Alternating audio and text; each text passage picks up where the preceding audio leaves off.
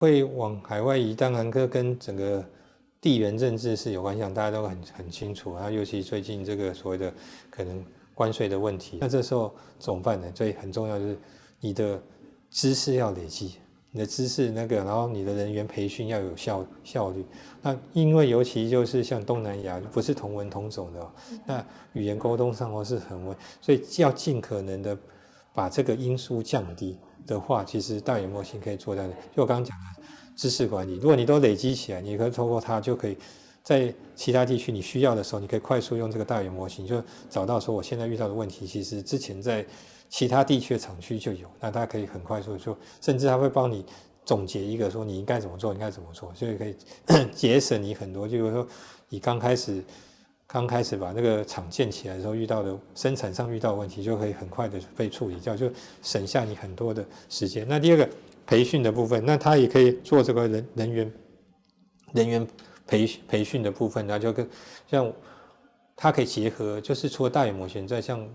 我们之前也做过这个所谓1.0的部分，那人员上岗的时候，我希望他有一个考核，所以透过这个所谓的1.0这个影像的方式，他去比如说考核他的动作，就像新人训练完，我们要做一个考核，这个考核以往都是用人去看说你今天这个动作标不标准，可不可以因为这样，那你训练完可不可以上线？那用人去考，那人的话就不是那么客观公正。对，那所以呢，如果你是用所谓的AI 的方式来判，那大概就是没有什么好说的，它就是你就是标准不标准，标准设定的，它就是只有达标跟不达标，所以这个可以用电脑这个所谓的视觉的这个 AI 1.0的技术，可以做到这个员工培训的部分。那这个是动作的部分的影像部分。那另外一个就是我刚刚讲的，就是说知识技能的部分就是我们这个这个所谓的 LN， 它我们内部也有在进行，就是虚拟专家的这个部分。那就刚刚讲的那你如果说那个语言讲不通，但是它可以透过虚拟专家，然后大语言模型回答它，不用一个老师傅在旁边，就是等同于一个老师傅，但是它不是一个真人在你旁边。所以第一个人力上你会比较节省。那第二个，那些隔阂的话，因为你可以做好语言的翻译的话，其实基本上它透过这个虚拟专家可以做。所以这大语言模型它也是会拿来做所谓的 virtual 的 expert 的这样的一个功能在这里面。虚拟专家是专门运用给海外工厂的管理？其实没有，但是就是都可以用。那我们它还分例说研发端的或是制造端，那这个 expert 在研发端跟制造端的所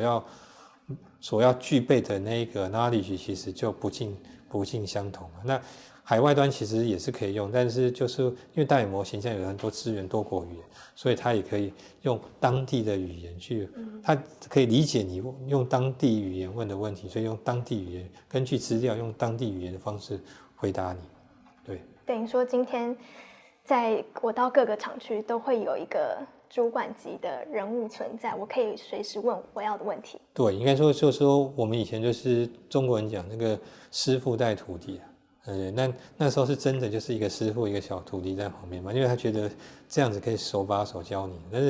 但是这样子的话，你的能力上其实就会比较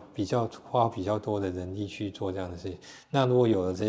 那这个虚拟专家24小时你都可以问啊，对，所以也不用一直有人站在你旁边，然后你有问题的时候才能问。哇，那完全是把老师傅的经验。对，所以我就讲这个知识的这个累积就很重要。那如果你的知识累积不够多，那个 virtual expert 其实也很难回答到你想要的问题。所以累积这个所谓的资料部分，那这个资料部分就是你要把过往的资料做一个有效的处理，所以我们叫做高品质的一个整个资料处理，然后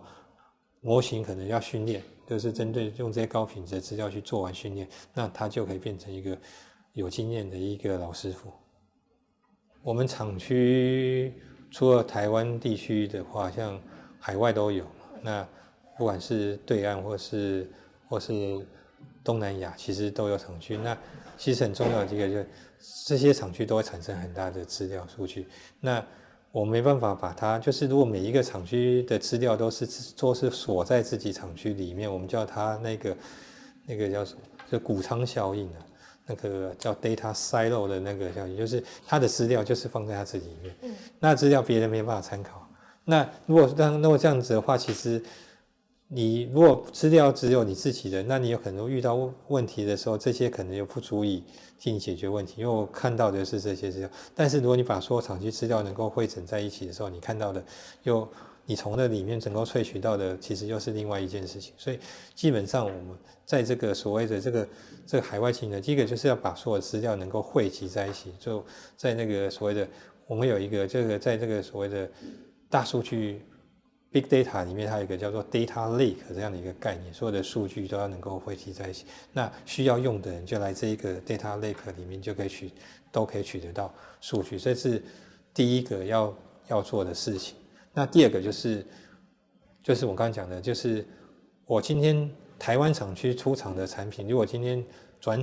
到东南亚的工厂，那不能说转到东南亚工厂做出来的品质就跟这边是不一样的，这是不可能被接受的。所以任何一家专业的这个所谓的 EMS 公司，不管你在哪一个工厂生产，例如说同样的产品，只是例如说可能它第一批在台湾厂生产，第二批在越南厂生产的品质要是一样的，那如果做到这个所谓的质量的一个控制跟一致性，其实这件事情就会变得很重要。所以我们也可以利用大语言模型来看这样的一个数据，然后找出说这中间到底有没有因为转场的时候一些小地方，那个小地方可能不是很容易就看出来，但是如果你把整个数据摊开来看的时候，其实就可以看得到。但是要把整个数据摊开来看的这个数据量其实是很大，所以这时候就必须借用所谓的大语言模型去做这样的一个事情。那让你在不同厂区能产出的产品的品质是维持一致的。对，这个是大语言模型会在这两个地方的排除数据孤岛这件事情，对，然后各地生产品质的一致性，对， LM 可以做到这2点。